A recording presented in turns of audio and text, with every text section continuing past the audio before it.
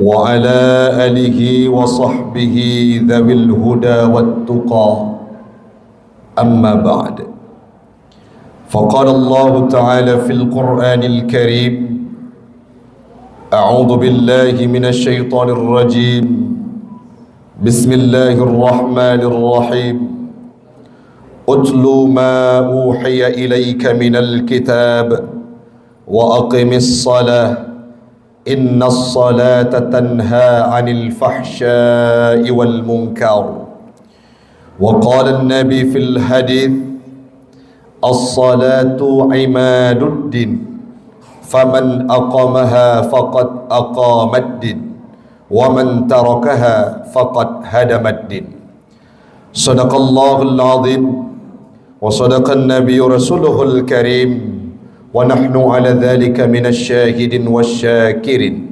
إلهي أنت مقصودي ورضاك مطلوبي أعطني محبتك ومعرفتك. Jamaah sidang pendengar tausiah Isra Mi'raj sekeyakinan seakidah yang kami muliakan, marilah sama-sama di awal perjumpaan kita pada siang yang berbahagia ini kita memuja dan memuji Allah yang telah memberikan kita sebuah ibadah yang tersirat rahasia di dalamnya, yang diberikan dengan nama ibadah solat. Melalui peristiwa Isra dan Mi'raj lah Nabi Muhammad diberangkatkan dan dititipkan sebuah ibadah yang sepatutnya kita harus berterima kasih kepada Allah yang telah mengembankan kepada kita ibadah solat. Salawat dan salam kepada Rasulullah sallallahu alaihi wasallam, seorang manusia pilihan prioritas surga, tetapi beliau beribadah sampai bengkak kakinya, lupa akan waktunya untuk menyembah Allah, menempelkan keningnya, dahinya untuk sujud merengkuh rasa syukur yang diberikan oleh Allah Subhanahu wa taala. Kepada sahabat dan keluarga beliau sekalian yang kami hormati bersama, walaupun beliau tidak berada di tengah kita, Bapak Komandan Korem, yang selanjutnya Bapak Kasrem yang sudah memberikan sambutan tadinya mewakili Bapak Komandan, yang selanjutnya yang kami hormati Kadisjan Korem, Kasi, Pasi, staf Korem, dan seluruh penghormatan yang sudah disebutkan oleh Bapak Kasrem tadinya dan moderator, dengan tidak mengurangi rasa hormat kami yang kami hormati secara menyeluruh kepada seluruh jamaah yang sudah hadir. Insya Allah semuanya kita akan dimuliakan oleh Allah Subhanahu wa ta'ala. Duduk kita pada siang sore yang berbahagia ini semoga menjadi saksi bangunan Masjid Al-Fitrah ini, bersaksi di hadapan Allah di yaumil qiyamah. Kita akan dimasukkan dalam syurga bertemu dengan baginda Rasul Nabi Muhammad sallallahu alaihi wasallam. Amin. Amin ya rabbal alamin. Hamba Allah, para jamaah sekalian, kalau kita ingin bercerita terhadap Isra dan Mi'raj, proses perjalanannya Nabi Muhammad itu akan membutuhkan waktu yang tentatif lama. Dan sangat banyak cerita-cerita itu yang kita dengarkan mulai dari kita kecil. Kita sudah berada di bangku SD, SMP, SMA, bahkan sudah menggunakan alma mater hari ini. Sangat banyak narasi yang diatur dan dirangkai oleh para tokoh agama yang lainnya untuk menjelaskan bagaimana terhadap peristiwa Isra dan Mi'raj itu sendiri. Namun pada sore yang berbahagia ini kami tertarik untuk membahas salah satu di antara ibrah perjalanan Isra dan Mi'raj, sebagaimana yang tertuang dalam sambutan Bapak Kasrem tadinya, bahwa Allah menitipkan sebuah ibadah solat, dan ibadah itu merupakan ibadah yang paling utama dalam kehidupan kita umat Islam.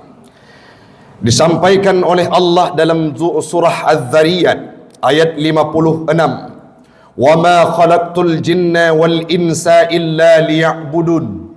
Tidak kami ciptakan manusia, tidak kami ciptakan jin dan seluruh makhluk di dunia ini kecuali illa liya'budun, kecuali untuk menyembah Allah Subhanahu wa taala. Salah satu manifestasi sembahnya kita yaitu terdapat pada sebuah ibadah yang diberikan dengan nama solat itu sendiri. Yang selanjutnya hamba Allah, ibadah solat ini di sisi ada kelebihan dan anjuran, perintah secara sektor agama, secara garis besar syariat Islam. Kalau kita mau mengkaji, sangat banyak kelebihan yang terdapat dalam solat itu sendiri. Sebagai pembuka wawasan kita bersama, dalam sebuah bacaan yang pernah Ustadz Taufik baca, seorang ahli neurologi dari Amerika Serikat yang bernama Dr. Fidelma, seorang perempuan ahli biologi. Beliau fokus pada transfusi darah manusia ke urat saraf. Saat beliau melakukan penelitian, rupanya dalam tidak ada sinkron ilmu beliau dengan Islam, ada kesinambungan relevansi antara ilmu beliau dengan Islam. Apa itu?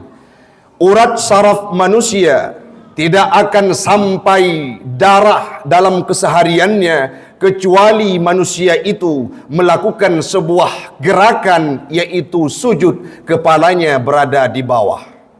Yang dibutuhkan oleh saraf tersebut, darah yang ditransfusi oleh jantung, disupport oleh jantung, yang dibutuhkan oleh urat saraf tersebut hanya beberapa detik.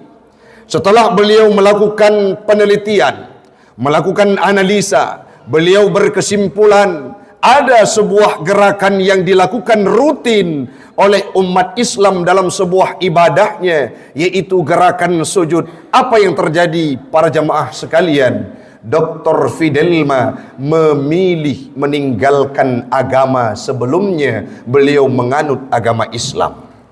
Bukan karena sugesti dalil yang disuguhkan oleh para tokoh agama, bukan karena nasihat yang diberikan oleh orang pakar agama, tetapi apa yang membuat beliau menemukan Islamnya? Karena sinkron ilmunya dengan kondisi gerakan ibadah yang ada, yaitu sujud yang ada dalam ibadah solat. Di sini kita bisa mengambil kesimpulan sekilas bahwa solat itu tidak hanya merupakan perintah secara spiritual kita, yaitu perintah untuk menyembah Allah, tetapi di sisi yang lain sangat banyak terdapat kelebihan-kelebihan yang tersirat di dalamnya, khusus di sektor kesehatan. Contoh yang lain, dalam Islam sebelum solat ada wudu.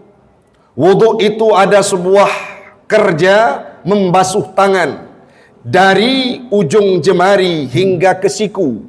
Bukan dibalik, sunnahnya dari ujung jemari ke siku.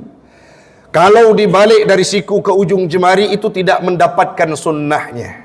Rupanya dalam riset yang dilakukan oleh tim kesehatan ahli bedah yang pernah kami temukan dari Korea Selatan, disampaikan mereka mempraktekkan hal tersebut sebelum melakukan bedah, operasi bedah kepada manusia lain. Mereka harus melakukan sebuah gerakan seperti wudu, yaitu membasuh tangannya dari jemari ke siku dan didiamkan beberapa menit. Artinya gerakan-gerakan dalam Islam itu, khususnya dalam solat, ditiru oleh orang-orang yang lain. Kenapa? Terdapat segudang kelebihan, dan itu yang mesti kita lakukan. Namun sayang seribu sayang pada jemaah sekalian, hari ini sebelum kita bercerita ke depannya, kita bahas ilmu sekilas. Hari ini fenomena yang terjadi di tengah kita, baik itu di kalangan kehidupan Ustadz Taufik ataupun di kalangan kita semua. Apa hal yang paling sering terjadi? Orang-orang Islam sekarang ini, bukan kemaksiatan tertinggi itu berjudi, bukan. Kemaksiatan tertinggi kalau kita survei melakukan pembunuhan masih kecil. Perzinahan masih kecil. Buktinya mana Ustaz? Kita bertanya, hari ini ada tidak satu keluarga yang mampu menjamin bahwa anggota keluarganya terbebaskan dari dosa maksiat perjudian? Banyak masih.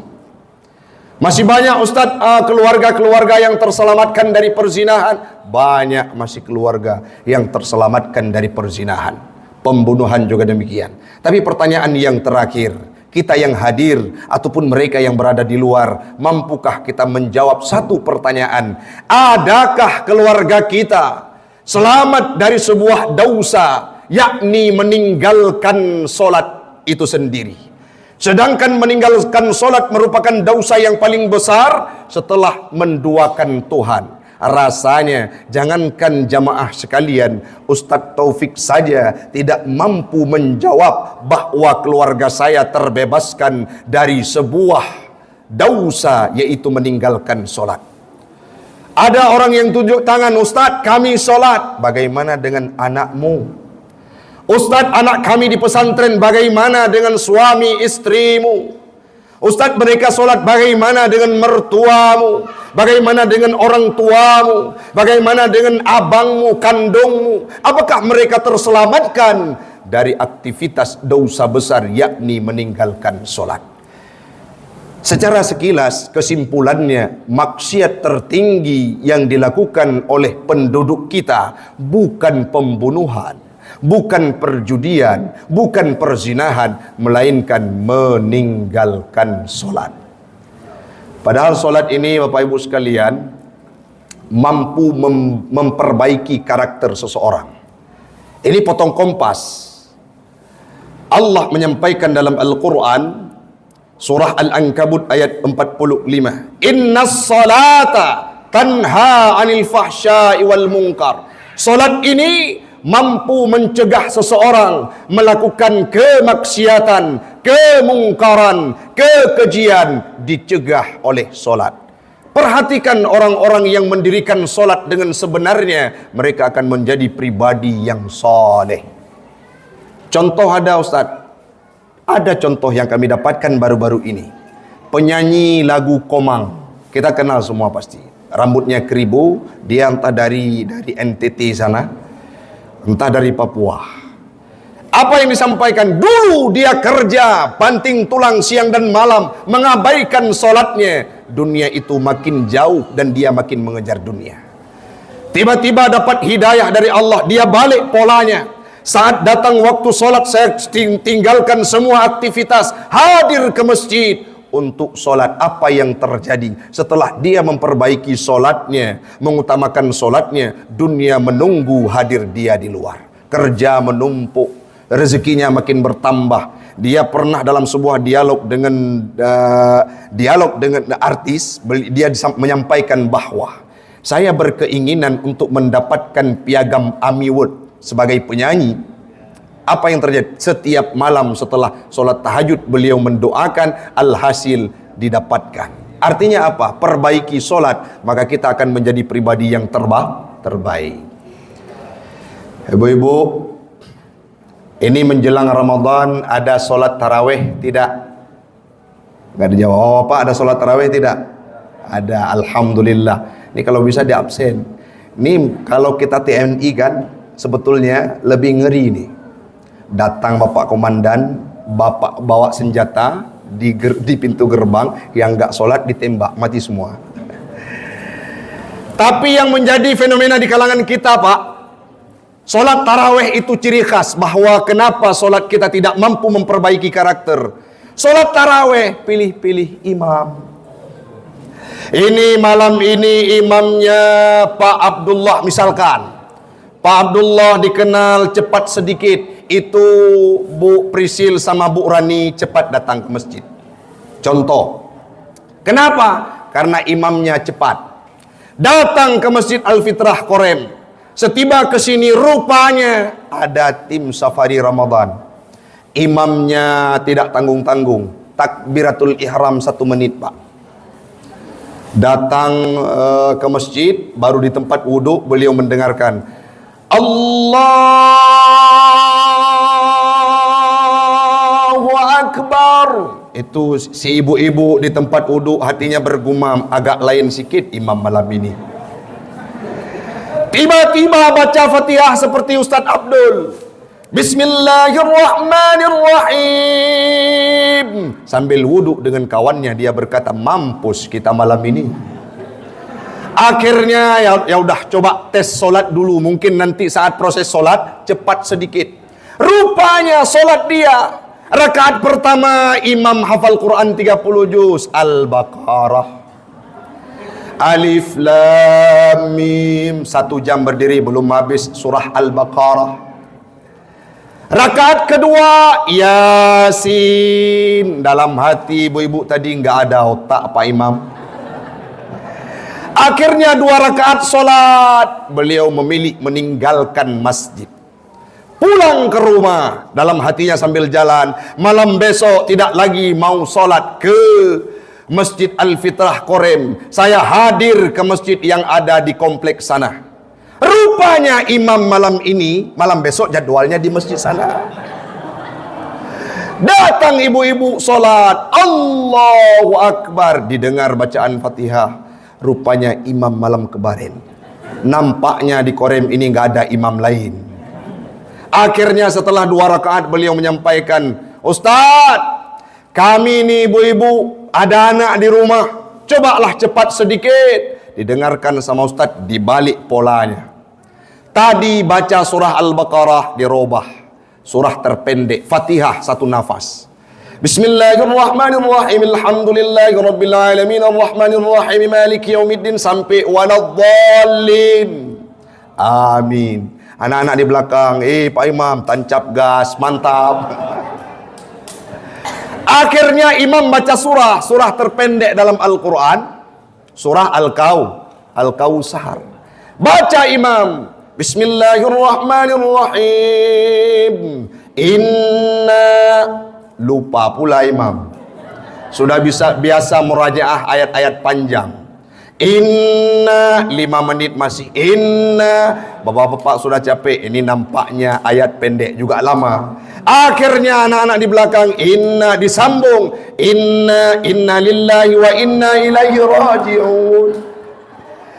Seperti itu fenomena solat kita dalam bulan Ramadan.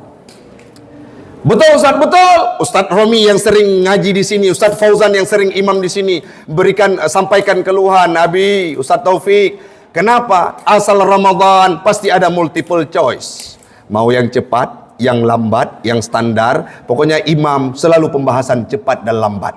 Seperti itu pertanyaan solat yang kita lakukan, maka wajar tidak akan mampu memperbaiki karakter. Nih ibu-ibu di sana bukan di sini. Di sini alhamdulillah kayak gitu juga. Datang suami bawa pulang gaji pas awal bulan, akhir bulan, awal bulan. Dikasih uang belanja. Sedangkan si ibu ini lagi sedang ngomong sama tetangganya. Diambil uang, dikaitkan di kain selendang. Tiba-tiba ngomong kerja, sampai waktu mau belanja ke pasar, beli ikan. Lupa di mana uangnya. Akhirnya di azan berkumandang, beliau memilih solat dulu. Sampai ke tempat solat, Allah, belum sampai ke kalimat bar, sudah terbayang di mana dikaitkan uang tersebut. Akhirnya solat tidak jadi diteruskan. Beli ikan dulu ke sana. Seperti itu kepribadian solat kita. Padahal Rasul menyampaikan bahwa penjelasan tentang ayat tadi, ada seseorang yang bertanya, su'ila Nabi sallallahu alaihi wasallam. Ada seorang yang bertanya kepada Nabi, ya Rasul, bagaimana makna innas salata tanha 'anil fahsya'i wal munkar? Salat itu mampu mencegah kemaksiatan dan kemungkaran. Rasul menjawab, qala man lam tantahu salatuhu 'anil fahsya'i wal munkar fala salatalah. Orang-orang yang tidak mampu mencegah kemaksiatan sedangkan dia solat, berarti solat itu tidak bernilai dan tidak berharga, Pak. Kita solat sujud di Masjid Al-Fitrah, kita juga yang sering sama istri orang, halo saya, selingkuh. Tapi orang-orang TNI di sini alhamdulillah aman semua, biar saya bisa pulang. Yang selanjutnya, Ada yang makin solat sujud, mereka juga yang sering korupsi. Ada yang sering solat, mereka juga yang terlibat dalam kasus-kasus narkoba. Kenapa itu bisa terjadi? Berarti solatnya tidak betul. Fala solatalah, solatnya tidak ada penghayatan. Belum takbiratul ihram sudah membayangkan kapan siap. Tapi cobalah, bagaimana Ustaz cara yang betul? Jangan kita mencari waktu luang untuk beribadah. Bagaimana konsepnya Ustaz? Luangkan waktu untuk beribadah. Dikumandangkan azan di masjid, nanti saya sholat. Kenapa? Sedang ada kerjaan. Bukan seperti itu mindsetnya. Tinggalkan kerjaanmu untuk mengerjakan sholat. Maka sholat itu akan mampu menjauhkan kita dari segala kekejian dan kemungkaran. Maka Rasul menyampaikan, tidak ada sholat bagi orang yang tidak punya ruh sholatnya. Contoh banyak Pak kalau orang sholat. Kita yang muda-muda kadangkala maghrib nggak tahu mau kemana. Singgahlah ke masjid, karena maghrib itu dominan orang sholat semua. Singgah ke masjid, berdiri di saf yang paling belakang. Rupanya ada kakek-kakek yang pakai baju gambarnya obat nyamuk tahun 70 dulu, mouse fly. Sholat si pemuda tadi, karena dia bukan tujuannya untuk beribadah lillahi ta'ala. Akhirnya sholat, mata dipejam, dibuka mata, takbir ruku, imam terbaca di kalimatnya mouse fly. Sami Allahu liman hamidah, mouse fly. Allahu akbar, mouse fly. Kesimpulannya sholat mouse fly. Ada yang sering terjadi di kalangan kita Pak. Belanja, kita beli ikan, kita kaitkan di sepeda ataupun di sepeda motor. Tiba-tiba sholat kita, apalagi ikan tongkol, yang mana kucing itu langganannya. Sholat kita, imam bacaannya sangat lambat, panjang-panjang. Yang terbayang dalam pikiran kita, ikan hanya tinggal kepalanya. Kenapa? Kucing sudah ada di luar. Seperti itu sholat yang kita lakukan, maka wajar tidak akan mampu membentuk karakter. Bagaimana solat yang dilakukan oleh Imam Sayyidina Ali, sahabat Nabi. Beliau kalau solat seolah-olah dunia ini tidak ada, yang ada hanya dirinya dengan Allah. Pernah sebagai fadilatul a'mal, untuk semangat kita beribadah, Ali itu pernah ditimpakan dengan busur panah. Sakit tubuhnya, betisnya sakit, keluar darah. Tidak ada satu orang pun yang mampu mengobati beliau. Kenapa? Karena Ali itu orang yang keras, tegas. Kapan itu bisa diselamatkan, diobati? Saat beliau sedang sholat. Sebelum sholat beliau melirih kesakitan, tapi saat sholat dicabut busur panah, beliau tidak melirih kesakitan. Kenapa? Zuh ibadahnya sangat sangat didapatkan. Seperti itu yang harus kita pandu dalam kehidupan kita untuk beribadah. Kadangkala Pak, bukan salah kita. Kenapa Ustaz? Kita rajin, pengen sholat khusyuk di masjid, giliran kawan kita datang ke masjid tidak pakai deodoran, tubuhnya bau ange. Macam mana baunya Ustaz? Macam bau bangkai tikus 7 hari. Tambah lagi ada yang kadangkala tidak rajin gosok gigi. Makanya dan sholat, sebelum sholat sunnah siwak, gosok gigi, menggunakan pakaian yang bagus, menggunakan wangi-wangian untuk sholat. Untuk menghilangkan khusyuknya seseorang, itu bisa diakibatkan oleh orang lain.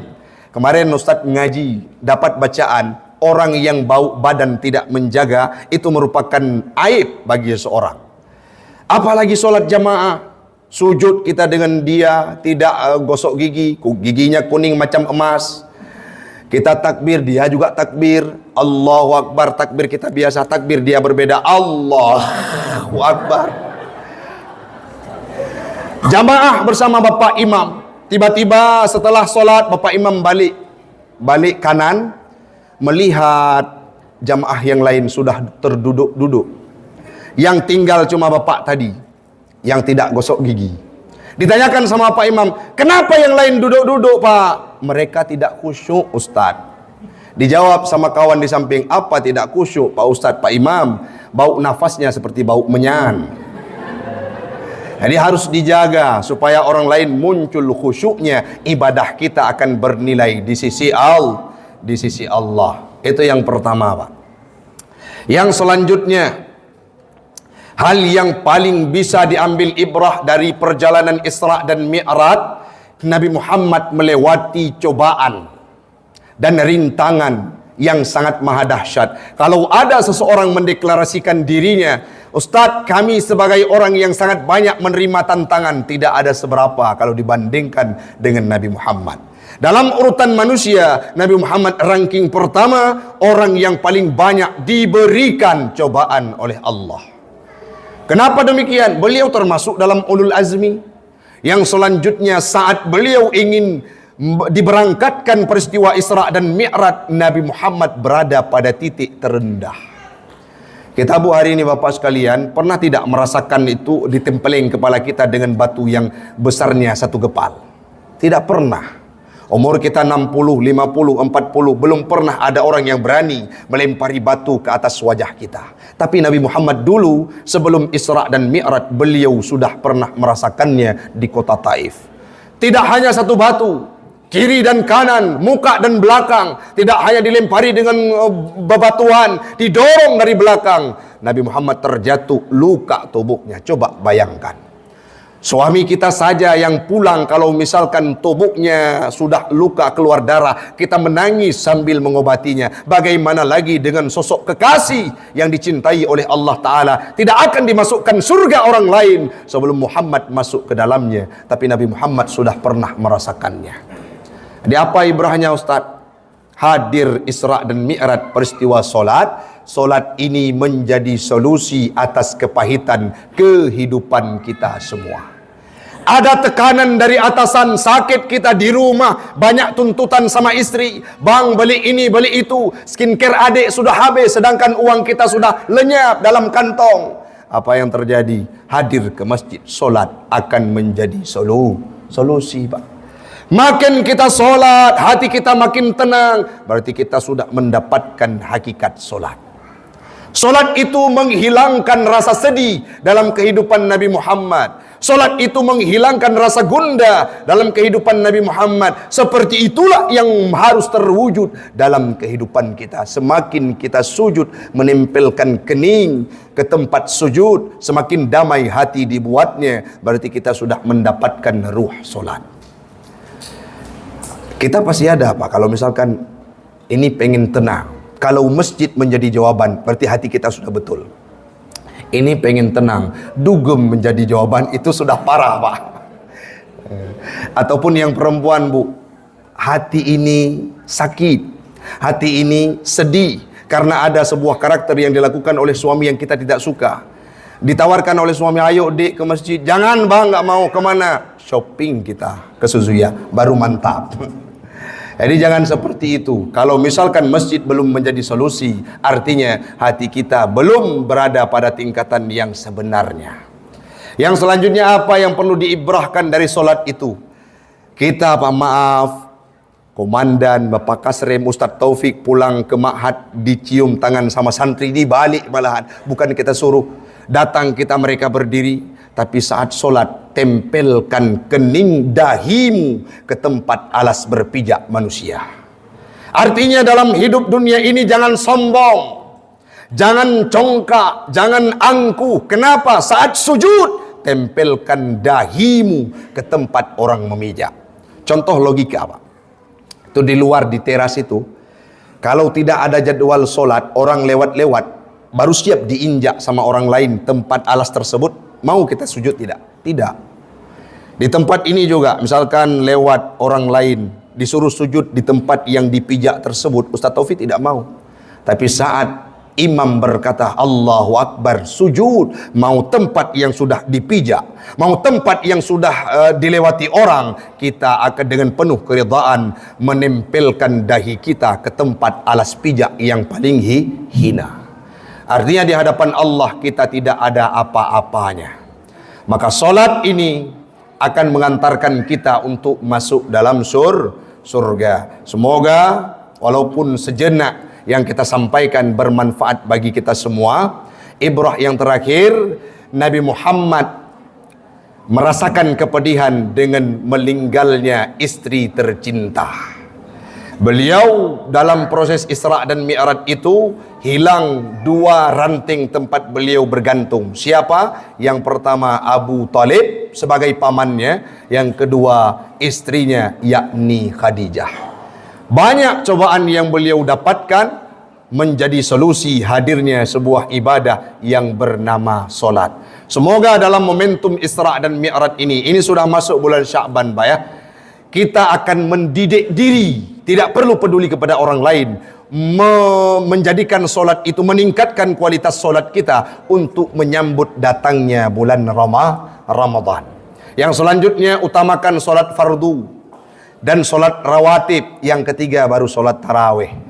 Kalau seandainya orang dipilihkan harus solat tarawih dan rawatib, lebih mending solat rawatib ketimbang meninggalkan rawatib untuk solat tarawih. Bagusnya bagaimana Ustaz? Solat fardu, solat Aisyah, barengkan dengan solat rawatib dan tutup dengan solat tarawih. Insya Allah kita akan berjumpa pada malam-malam Ramadan nantinya. Sebagai Ustaz, sebagai penceramah pula, kita akan berjumpa di sini dalam kondisi tenang. Kita beribadah karena sudah melatih diri dalam bulan Sya'ban ini. Amin. Amin ya rabbal alamin.